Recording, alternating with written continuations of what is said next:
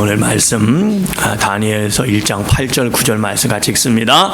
다니엘은 뜻을 정하여 왕의 음식과 그가 마시는 포도주로 자기를 더럽히지 아니하리라 하고 자기를 더럽히지 아니하도록 환관장에게 구하니 하나님이 다니엘로 하여금 환관장에게 은혜와 긍휼을 얻게 하신지라. 삶의 방향은 결단이 정한다. 삶의 방향은 결단이 정한다라는 말씀 같이 나누겠습니다. 기도하시겠습니다. 너희를 생각할 때마다 하나님께 감사함은 너희가 말씀을 받을 때 사람의 말로 받지 아니하고 하나님의 말씀으로 받으니 이것이 그러하도다. 이 말씀이 너희 가운데서 역사하는도다라고 말씀하셨습니다. 아버지 하나님, 그렇습니다. 부족한 종을 세워주시고 주의 생명의 말씀을 증거하는 귀한 사명, 막중한 사명을 맡겨주셨는데 두렵고 떨린 마음으로 주의 말씀을 전합니다. 우리 사랑하는 성도님들 한 분도 빠짐없이 사람의 소리로 듣지 않게 하시고 나를 향한 성령님의 음성으로 들리게 하여 주실 때 이 말씀이 실질적으로 우리의 삶 속에 역사하는, 그래서 삶의 열매로 나타나는 귀한 은혜가 넘치게 하여 주시옵소서. 모든 영광 주님께 올려드리오며 예수님의 이름으로 간절히 기도드렸사옵나이다. 아멘. 흔히 하는 말 가운데 모든 것은 마음먹기에 달렸다. 모든 것은 마음먹기에 달렸다라는 말이 있습니다. 제가 최근에 아주 두 대조적인 그런 두 사람을 제가 만날 수 있게 되었습니다. 먼저 한번 보시겠습니다. 자, 사진이 하나 보이는데요.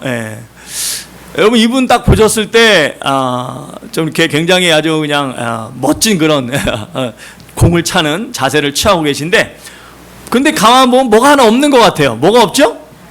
그죠? 다리 하나가 없습니다. 자, 그런데 어떻게 보이십니까? 굉장히 사람이 침울하고 어둡고 화가 나 있고 절망적이고 굉장히 막 나약하고 그렇게 보이십니까?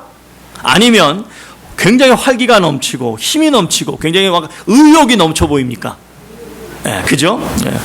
이분이 이제 최영민 씨라고 아마 보신 분들도 계실지 모르겠어요. 이분의 인생이 참 기구하다라고 할 수가 있는데, 부모님이 일찍 돌아가시고 3살 때 보육원에 맡겨져서 자랍니다. 근데 그것도 서러운데 10살 때 또 교통사고를 만나서 다리를 절단하게 됩니다. 이제 10대 때는 삼촌과 숙모가 이제 데려다가 키우는데 엄청 구박을 받습니다.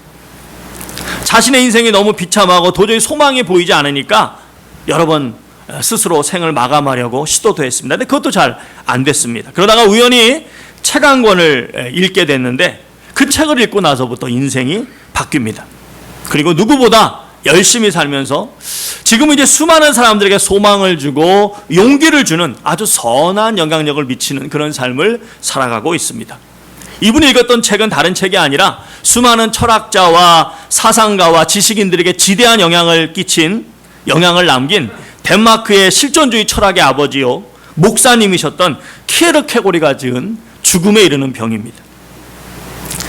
그 책을 지금도 틈틈이 읽으면서 자신을 돌아보고 자기 마음을 다 잡는다고 합니다.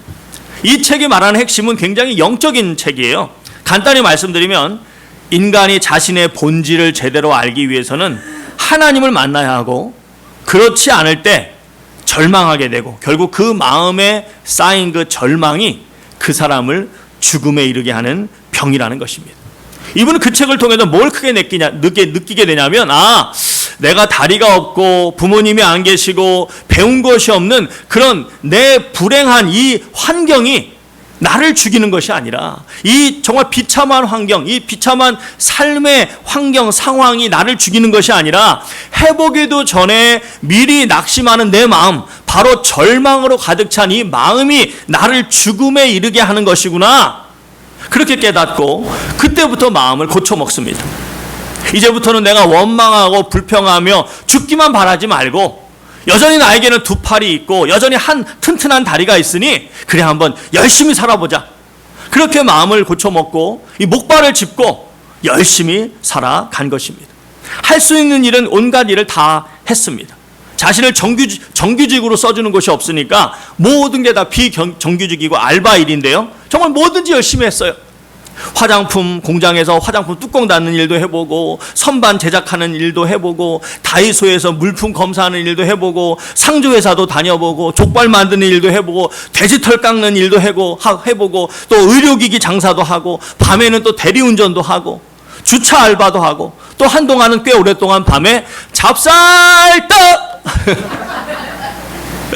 이 찹쌀떡 장사를 굉장히 오래 했습니다.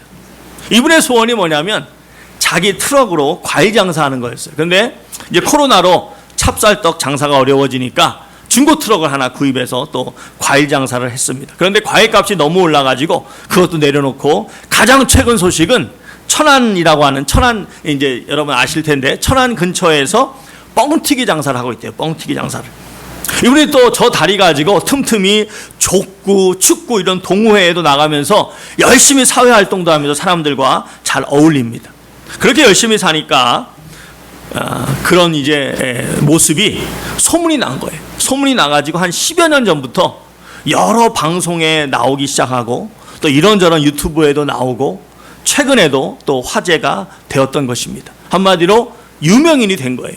이렇게 유명인이 되니까 또 여기저기서 또 도와주겠다는 그런 연락이 많이 온다고 합니다. 그런데 이분이 참, 이 마음가짐이 참 대단한 것이, 자신은 자신이 정당하게 일해서 받는 것 아니면 한 푼도 그냥 받지를 않고 또 지금까지 그렇게 안 해왔다고 합니다.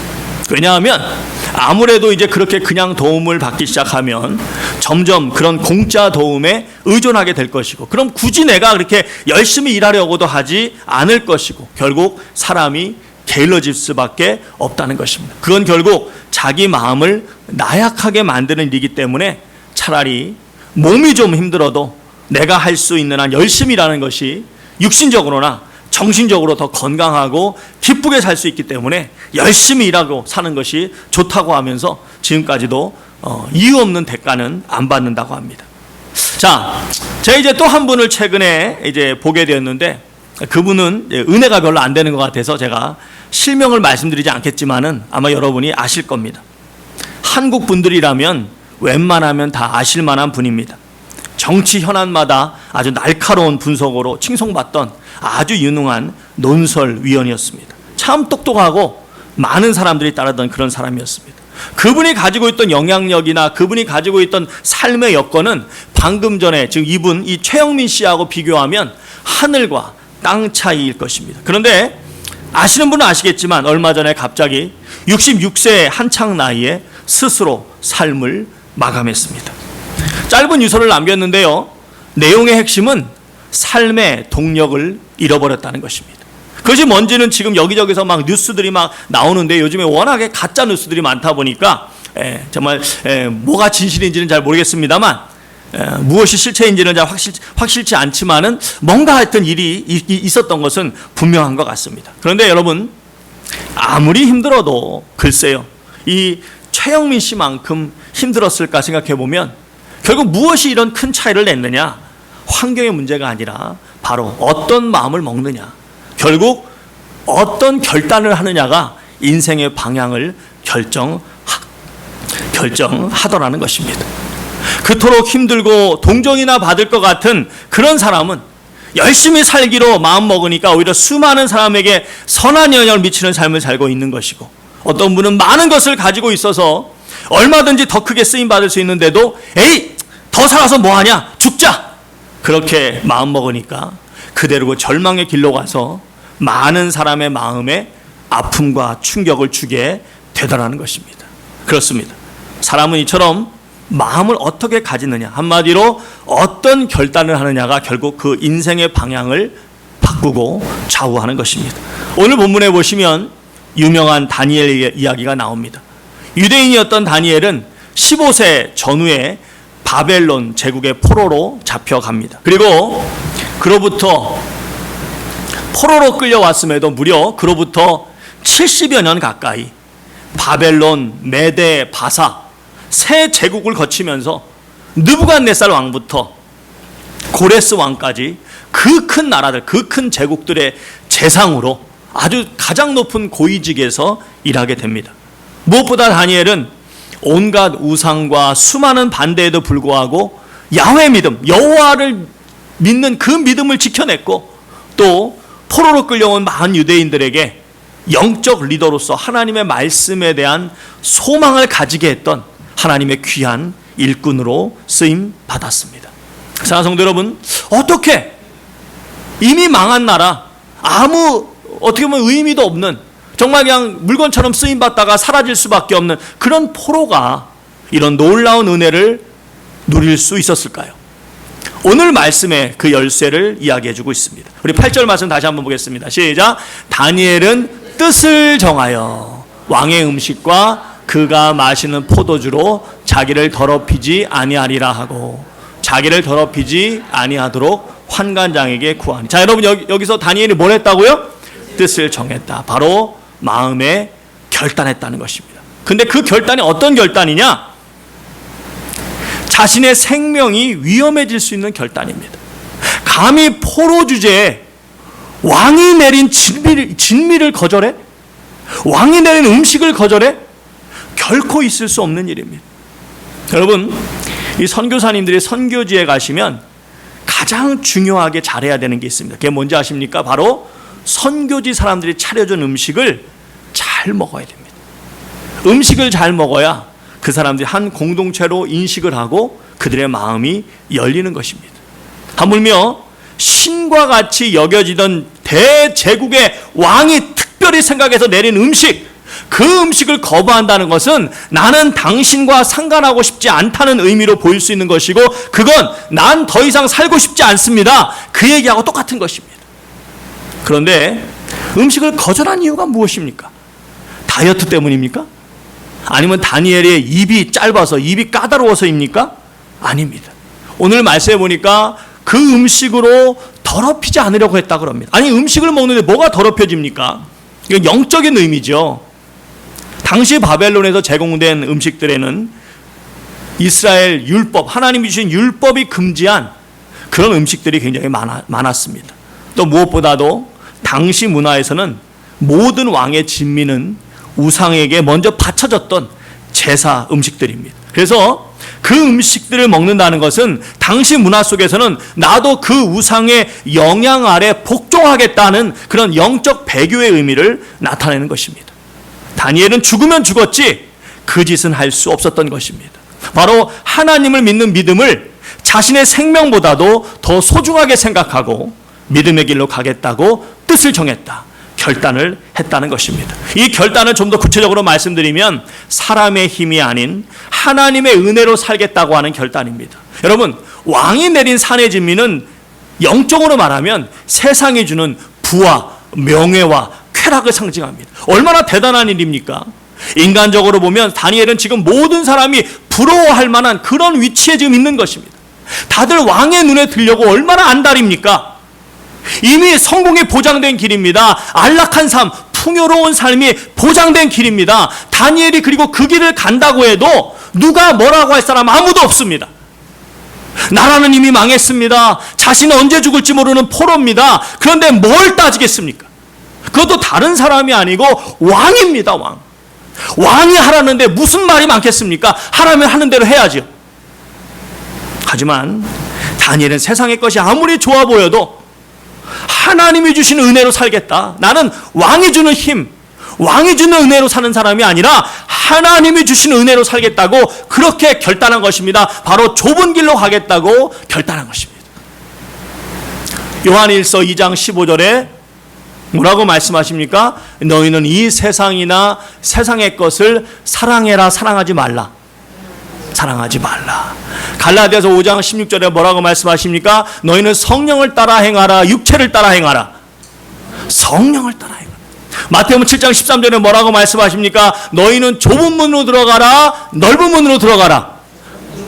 그렇습니다. 다니엘은 그 모든 말씀들을 그냥 이론적으로만 안 것이 아니라 그대로 그의 삶 속에서 그 말씀대로 실천한 것입니다.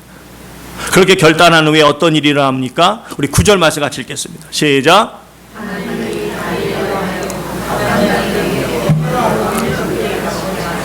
여러분이 계속 다니엘서를 읽어보시면 이제 다니엘이 어떤 모습으로 등장합니까? 채소만 먹었음에도 누구보다도 힘이 셌고 건강했으며 무엇보다도 그 나라에서 가장 똑똑한 사람으로 뽑히게 됩니다. 그래서 계속해서 재상으로 일을 할 수가 있었던 것입니다. 성도 여러분, 잘 보시기 바랍니다. 하나님의 크신 은혜, 하나님의 크신 복이 어떻게 됐습니까?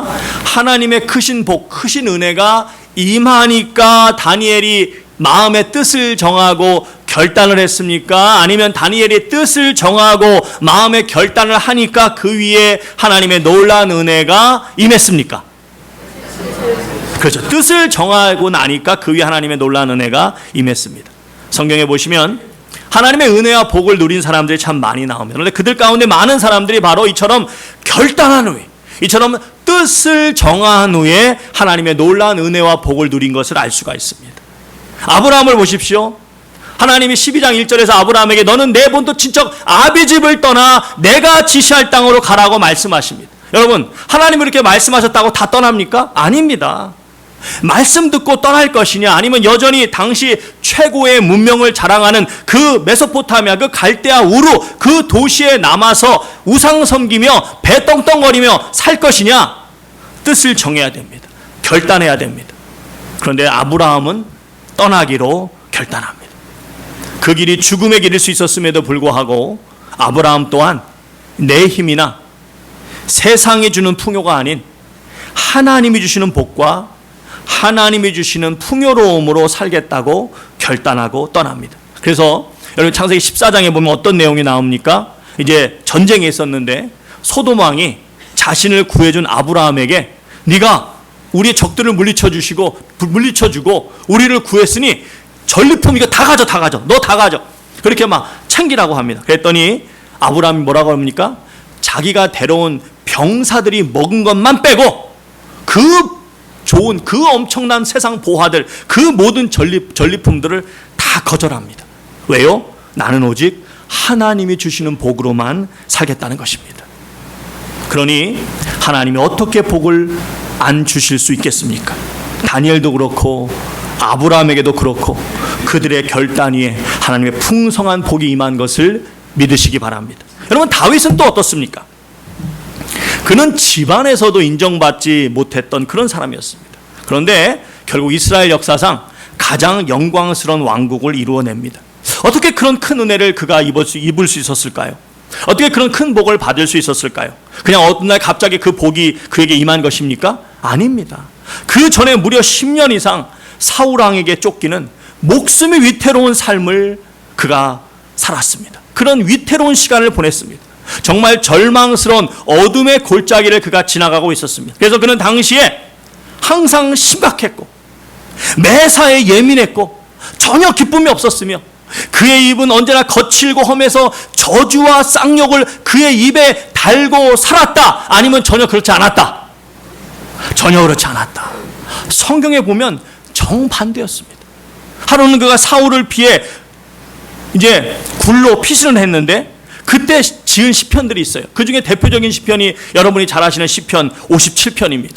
그 시편에 보시면 다윗은 놀라운 믿음의 고백을 합니다. 당시 상황은 어떤 상황이었습니까? 사울의 병사들이 언제든 들이닥쳐서 비참한 최후를 맞이할 수 있는 그런 암울하고 절망스러운 상황이었습니다. 그런데 그 어둠의 골짜기 한가운데에서 다윗은 오히려 이렇게 외칩니다. 57편 7절에 보시면 여 하나님이여, 내 마음이 확정되었고, 내 마음이 어떻게 됐다고요? 그러니까 내가 결단했다는 거예요. 내가 뜻을 정했다는 거예요. 내가 이렇게 하기로 결단했다는 거예요.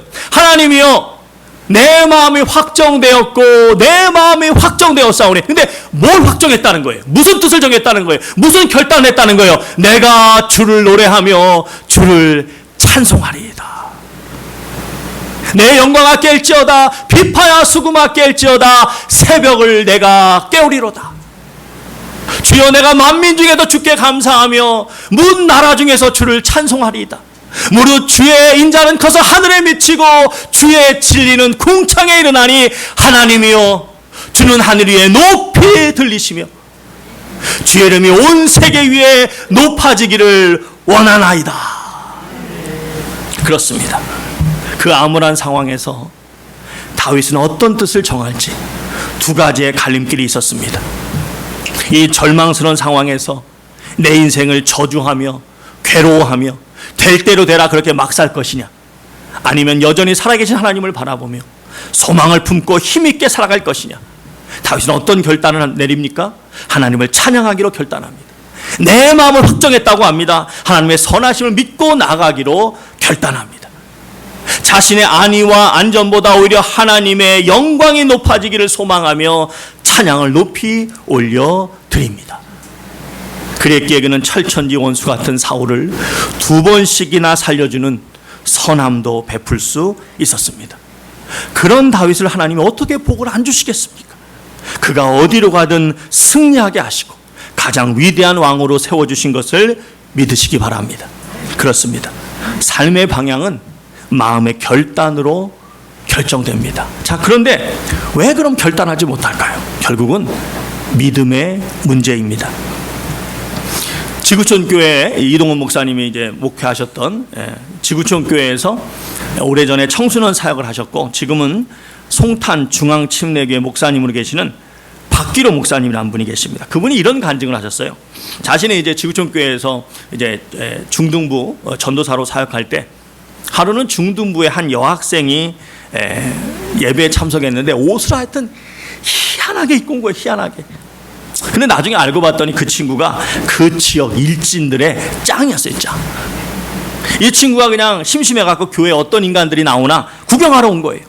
그런데 그 친구가 어쩌다 보니까 수련회를 쫓아갔다가 예수님이 진정한 구세주임을 얘가 깨닫고 그 예수를 믿게 된 거예요. 그렇게 믿고 나니까 자신이 더 이상 일진 생활을 할 수가 없더라는 것입니다. 그래서 자신의 그룹에 가서 나 이제 떠나야 되겠다 그렇게 이야기했더니 애들이 진짜 무섭습니다. 그냥 못 보낸다고 애를 구타를 했는데 얼마나 심하게 구타했는지 팔이 부러진 거예요.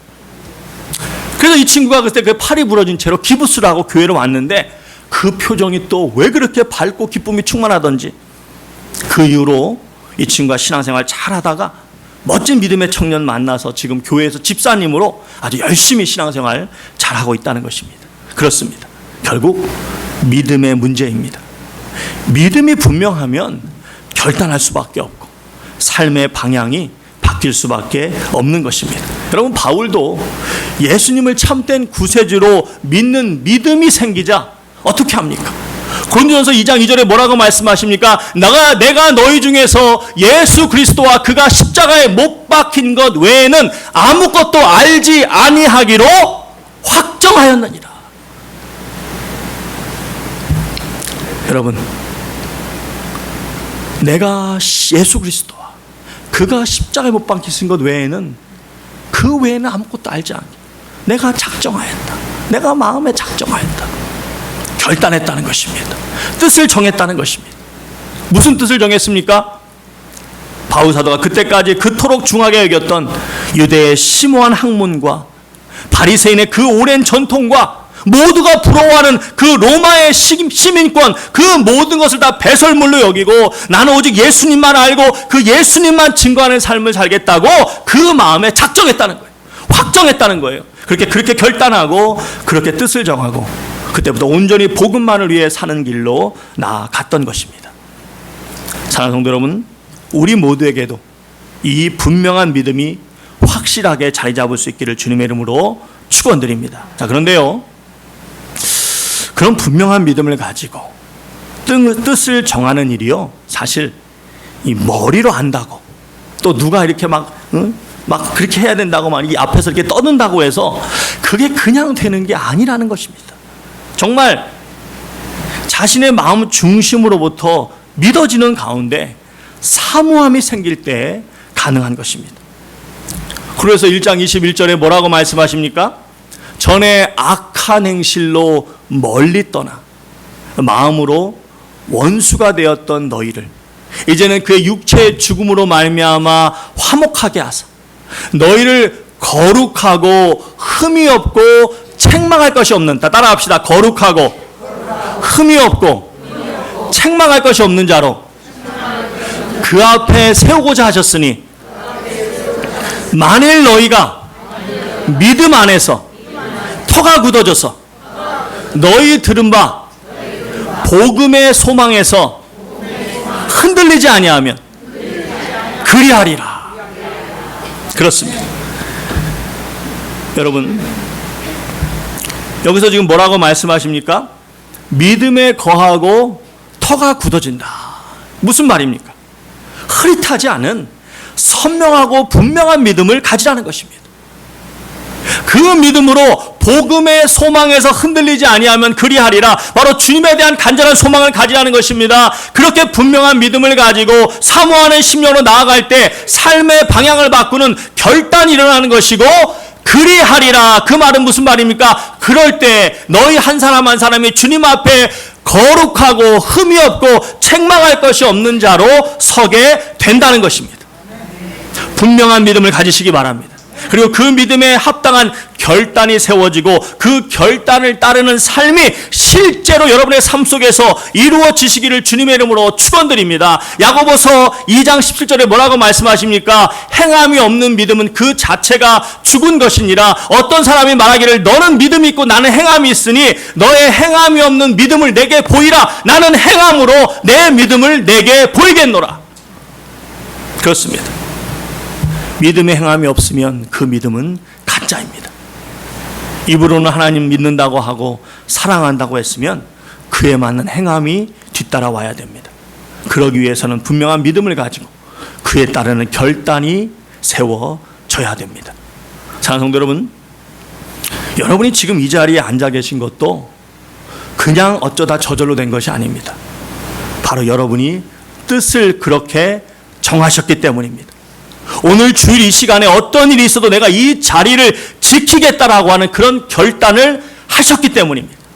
오늘 이 시간만이 아니라 사실 지금까지 살아오시면서 아마도 여러분의 삶 속에서 교회를 떠나고 싶은, 믿음을 저버리고 싶은 그런 위기들이 여러 차례 있었을지 모릅니다. 그런데 그때마다 우리 성도님들은 이 예배의 자리, 이 주님을 섬기는 자리, 이 기도의 자리를 지키시겠다고 결단하신 것입니다. 오늘 이 시간 이 자리에 우리가 함께 이렇게 예배드리는 것은 바로 그 결단의 결과로 주어진 영광의 자리인 것을 믿으시기 바랍니다. 우리 성도님들 어깨 한번 이렇게 두들겨 보세요. 다 이렇게 어깨 한번 두들겨 보세요. 그리고 말씀하세요. 수고했어. 잘했어. 아멘. 다 이쪽도 한번 두들겨 보세요. 진짜 잘했어. 정말 수고했어. 아멘. 성도님들이 이제 오늘 주일만이 아니라 매일의 삶 속에서도 주의 말씀을 가까이 하고 기도하고 이런 시간이 있어야 되는데, 기쁨으로 잘하시는 분도 계시겠지만 아마 잘 못하시는 분들도 계실 것입니다. 성도님들의 매일의 삶 속에서 주의 말씀을 가까이 하고 10분이라도 정말 진지하게 기도하기 위해서는 삶이 좀 단순할 필요가 있습니다. 다 가지면 좋겠지만 그럴 순 없는 것입니다. 한 가지는 내려놔야 됩니다.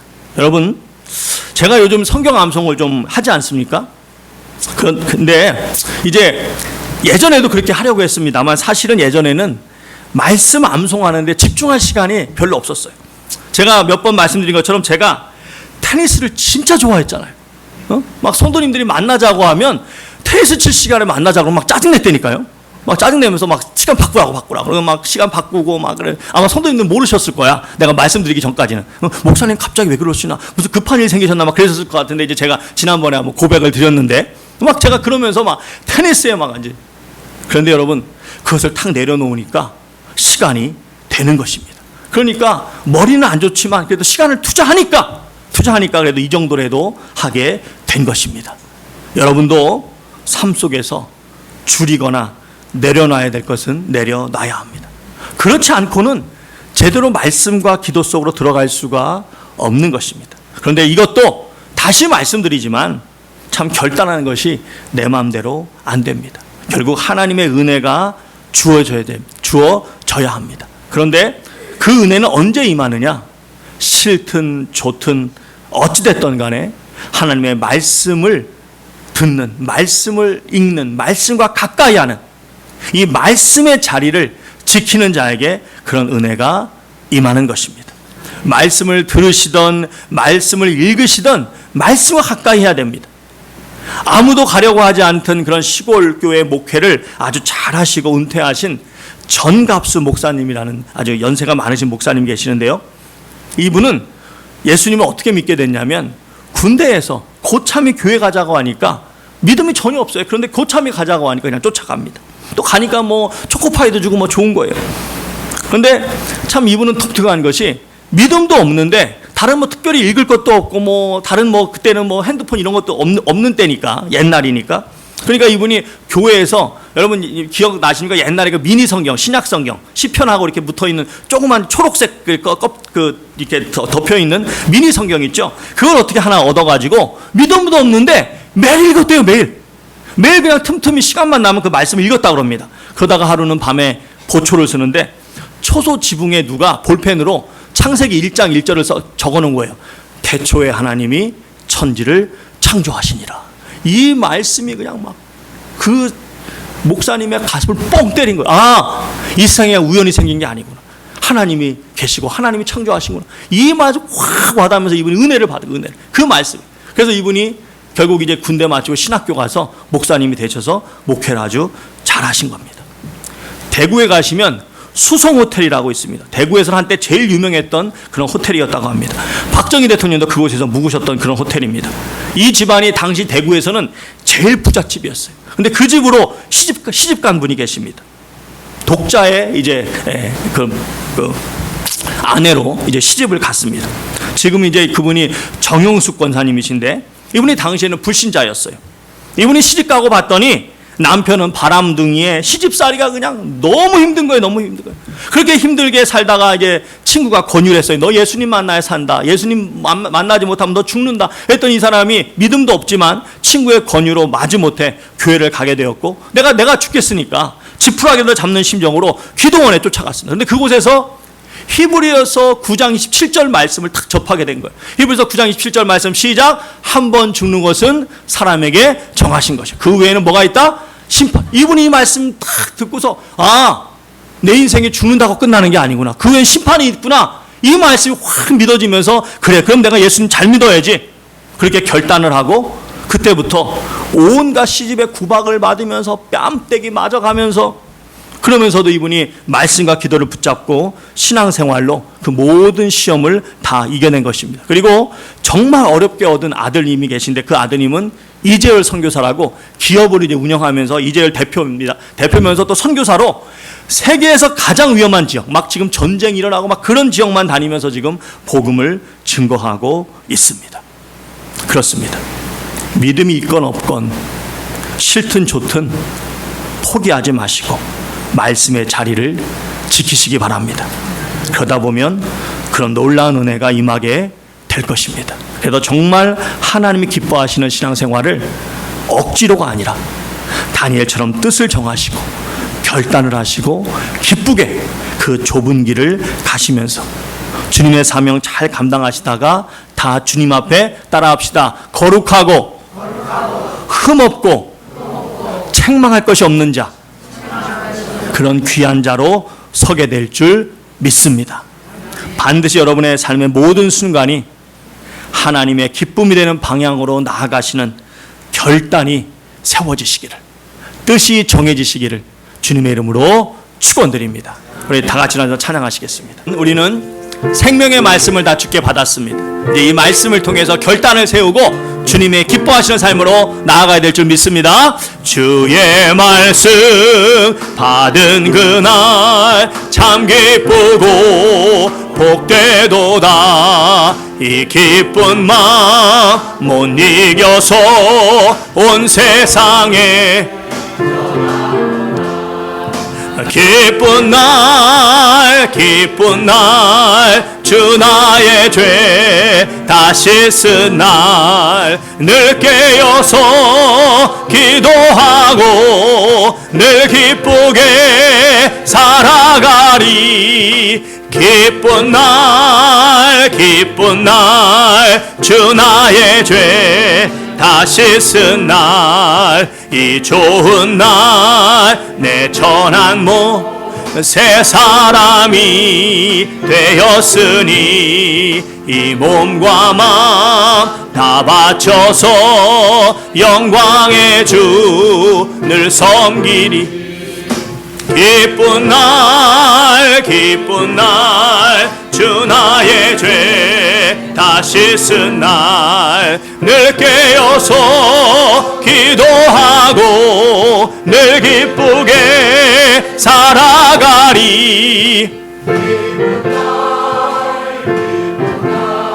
주 나의 죄 다시 쓴 날 새 사람 된 그날부터 평안한 마음 늘 있어서 이 복된 말 전하는 일 나의 본분 삼았도다. 기쁜 날 기쁜 날 주 나의 죄 다시 쓴 날 늘 깨어서 기도하고 늘 기쁘게 살아가리. 기쁜 날 주 나의 죄 다시 쓴 날. 여러분 주의 말씀 받은 그날 기쁨의 날이신 뭘 믿으십니까? 네. 기쁜 날이십니까? 네. 정말 기쁜 날이십니까? 네. 그 기쁜 날 우리 심령의 뜻을 세우는 역사가 일어날 줄 믿습니다. 네. 결단한 역사일 줄 믿습니다. 우리의 모든 삶의 순간이 하나님이 기뻐하시는 그 방향으로 나아가게 될 줄 믿습니다. 우리 다 같이 기도하시겠습니다. 이 시간에 우리가 그 말씀을 받고 우리의 심령의 기쁨이 넘쳐서 결단하시고 주님이 기뻐하시는 삶을 열심히 살아오시는 분들 많이 계십니다. 하지만 그렇다고 해서 모든 순간이 평안하고 평탄한 것은 아닙니다. 앞에서 말한 최영민 씨도 그렇게 결단하고 살아가지만 많은 어려움들이 있었습니다. 오늘 본문의 다니엘도 그렇게 뜻을 정했지만 많은 어려움들이 있었습니다. 그럼에도 흔들리지 않고 믿음 안에서 그 결단한 대로 나아가면서 승리하는 삶을 살아갔습니다. 이제 하나님의 뜻 가운데서 결단하시고 참 어려운 가운데서도 그 결단대로 나아가시는 우리 성도님들, 하나님 흔들림 없이 끝까지 어떤 장애와 어떤 어려움이 있다 할지라도 흔들리지 않고 나아갈 수 있도록 역사하여 주시옵소서. 그렇게 기도하시고, 혹시나 우리 성도님들 가운데 그 심령에 이 부분은 결단해야 되는데 아직 결단되지 않은 부분, 이런저런 이유 때문에 아직 결단하지 못한 부분이 있다면 하나님 저도 결단할 수 있도록 은혜를 내려 주시옵소서. 바울사도와 같이 평생 자기 생명처럼 소중히 여기던 것들도 정말 주 안에서 내려놔야 된다면 내려놓을 수 있는 그런 뜻을 정하는 역사가 저희 가운데도 일어날 수 있도록 은혜 베풀어 주시옵소서. 이제 다시 한번 간절히 주여 한번 외치고 기도하겠습니다. 주여 할렐루야. 사랑하는 아버지가 풍성하신 아버지 하나님, 이 시간 주 앞에 간절히 간구하며 나아갑니다. 아버지 하나님, 그렇습니다. 정말 저희가 그 귀한 생명의 말씀을 받았습니다. 그 생명의 말씀이 저에게 기쁨이 되게 하시고 그 말씀이 아버지 하나님 저희에게 힘이 되는 말씀인 줄 믿습니다. 아버지 저희에게 정말 기쁨이 되는 말씀인 줄 믿습니다. 이제 그 말씀 받고 아버지 저희가 결단하며 나가야 될 텐데, 아버지 하나님 우리 사랑하는 성도님들 결단하고 나가는 많은 성도님들 계십니다. 많은 어려움이 있다 할지라도 결코 낙심하지 않게 하시고 결코 좌절하지 않게 하시고 끝까지 믿음 안에서 승리하며 나아갈 수 있도록 역사하여 주시옵소서. 여주께로 가실 때만이 가능합니다. 아버지께서 붙잡아 주시고 끝까지 믿음 안에서 승리할 수 있도록 은혜를 더하여 주시옵소서. 또 우리 성도들 가운데 아직 결단하지 못한 성도님들 있습니까? 아직 내려놔야 되는데 내려놓지 못한 성도님들 있습니까? 주여 주의 말씀에 서잡히게 하시고 내려놓을 수 있는 은혜가 있게 하여 주시옵소서. 아버지 주여 결단하고 뜻을 정하며 나아갈 수 있도록 주여 역사하여 주시옵소서. 우리 주님께서 허락하실 때만이 가능합니다. 우리 성도의 심령 가운데 은혜가 있게 하시고 은혜가 아버지 넘치게 하시고 온전히 말씀 안에 결단하며 나아갈 수 있도록 주여 역사하시고 주장하여 주시옵소서. 우리 주님 불가능이 없습니다. 주여 함께하여 주시옵소서. 정말 주님의 은혜로만 가능합니다. 성령님 역사하시옵소서. 정님 깨닫게 하시고 성령님 결단하게 하시고 뜻을 정하게 하시고 그 길로 나아갈 수 있도록 역사하여 주시옵소서. 우리가 선을 행하되 낙심하지 아니하고 포기하지 아니하면 때가 이름에 거두게 된다고 말씀하셨습니다. 아버지, 우리 사랑하는 성도님들 결단하고 나아가는 이 귀한 믿음의 길 끝까지 흔들림 없이 나아가서 거룩하고 흠없고 책망할 것이 없는 자로 주 앞에 서게 하여 주시옵소서. 또 아직 결단하지 못한, 뜻을 정하지 못한 부분들이 있습니까? 주님, 주의 말씀에 사로잡혀서 억지로가 아니라, 누가 떠밀어서가 아니라 중심에서 우러나오는 믿음으로 결단하고 뜻을 정하고 하나님 기뻐하시는 삶으로 한 걸음 더 나아갈 수 있도록 역사하여 주시옵소서. 이제 아픈 곳마다 손을 얹고 기도합니다. 좋으신 아버지 하나님, 능력의 아버지 하나님, 이 시간 주의 사랑하는 백성들 믿음으로 손을 얹었습니다. 주여, 주의 능력의 손으로 안수하여 주시옵소서. 연약한 모습들, 연약한 부분들, 주여, 사람의 힘으로 할 수 없는 것들 다 주님 앞에 내려놓습니다. 주님께는 불가능이 없사오니 주의 능력의 손으로 안수하실 때 죽은 자도 살아나는 역사가 일어날 줄 믿습니다. 주님의 놀라운 역사 속에 모든 질병은 떠나가고 새롭게 되는 은혜가 넘치게 될 줄 믿습니다. 나사렛 예수 그리스도의 명하노니 우리 사랑하는 성도님들의 육신의 모든 연약함은 떠나갈지어다.